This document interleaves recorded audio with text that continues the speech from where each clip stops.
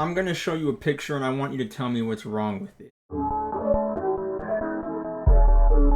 No, it's not the John Cena kid recording their butts. Try again.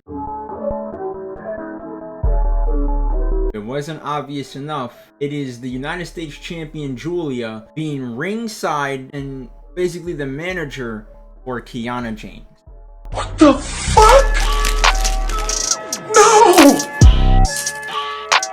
Alright, perfect. I want to talk about in this video the complete fumbling of Stephanie Vaquer and Giulia ever since they got called up from NXT. So we all remember in NXT when Giulia and Stephanie debuted, they were the biggest deals in the women's division. They took Lola's push, Jada's push, like anybody that was getting pushed in the women's division when they debuted, you got sent right to the back of the line. You did not matter anymore. Giulia and Stephanie were here. And, you know, this is very obvious because literally as soon as they both got into the company, they both took the women's championships. Giulia beat Roxanne, took the NXT Women's Championship. Stephanie Vaquer won the NXT Women's North American Championship. Then she went on to beat Giulia, take the NXT Women's Championship from Giulia. And then eventually Giulia returned, turned heel, lost to Stephanie in a rematch. Call-up was pending.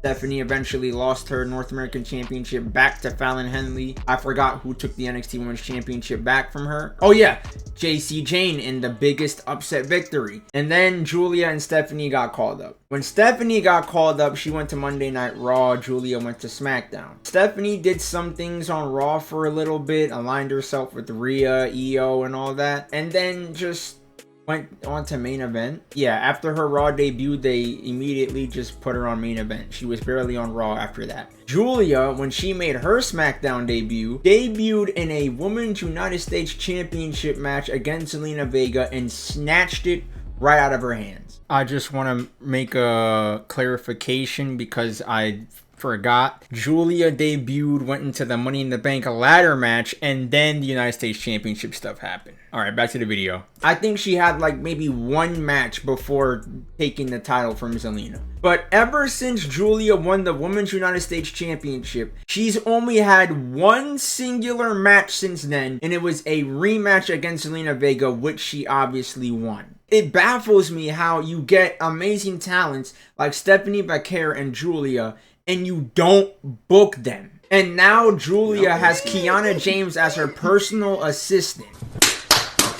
Obviously, I think they did this so that, you know, since Giulia can't speak English very well just yet, they got Kiana James to be her mouthpiece, which is fine. I understand that. But when you're not booking her and now everything has to go through Kiana James first to get to Giulia, and that shit don't even matter after what happened today on SmackDown because Michin rolled her up and beat her in 5 seconds to become #1 contender. Look at Kiana James looking to use that purse in I guess it was a briefcase, and Michin just like that picks up the victory. And Stephanie Vaquer. The last time that Stephanie was in action was in the Women's Battle Royale at Evolution to determine the #1 contender for Naomi's title before she had to vacate it. So after Naomi gets pregnant, Big Jim put the Slim Jim in, and I guess it really ain't a Slim Jim after all. And it's not a Slim Jim, it's a Big Jim. After that happens, now Adam Pearce tells us that Stephanie Vaquer's match is called off from Clash of Pairs. Here's why this is the most dumbest decision made by WWE right now. Why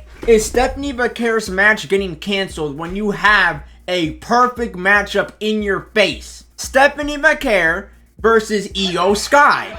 It's right there. Not only have they been constantly facing each other one-on-one, and, you know, interferences, shenanigans were happening that caused them to not get an actual finish to their match. Both women had to deal with the championship getting vacated, which ultimately led to them losing their title matches. Well, Naomi wasn't medically clear at the time because of the shit. But yeah, both of these women finally can get a one-on-one match and get a conclusive ending for the Women's World Championship, and you just throw that away from Clash of Paris and make us wait until next Monday to find out who she's facing for the title. And I don't even think the title match is happening on this Monday. So what are we doing? And the crazy part is, the tag team match that the Street Profits won the #1 contendership for tonight, that match got added to the card immediately. So you replace Stephanie Vaquer versus Io Sky for the Women's World Heavyweight Championship for the Street Profits versus the Wyatt Six for the Tag Team Championship.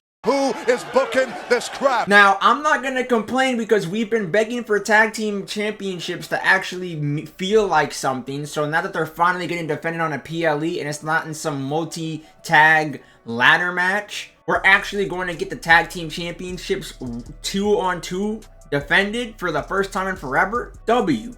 But at the same time, Stephanie should not have got her match cut from Clash at Paris to have it on Raw. You know what I'm saying, bro? Like, it just doesn't make any fucking sense, bro. You have a dream match right there in your face that people have been begging for a conclusive ending for it as well, and you don't do it.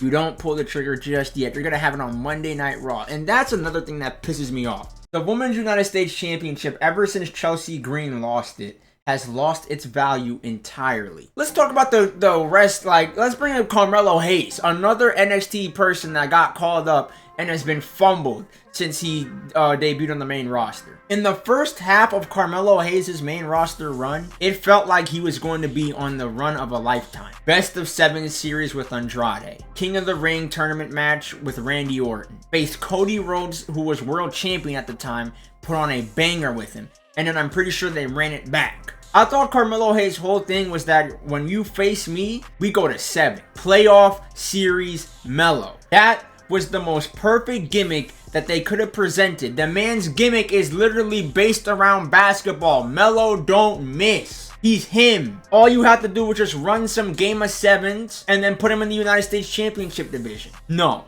We're going to give him that feud with Andrade and then throw him on the back burner. Matter of fact, the people want Melo. Okay, here's a Snickers commercial and a tag team with The Miz. Melo don't miss. They're awesome.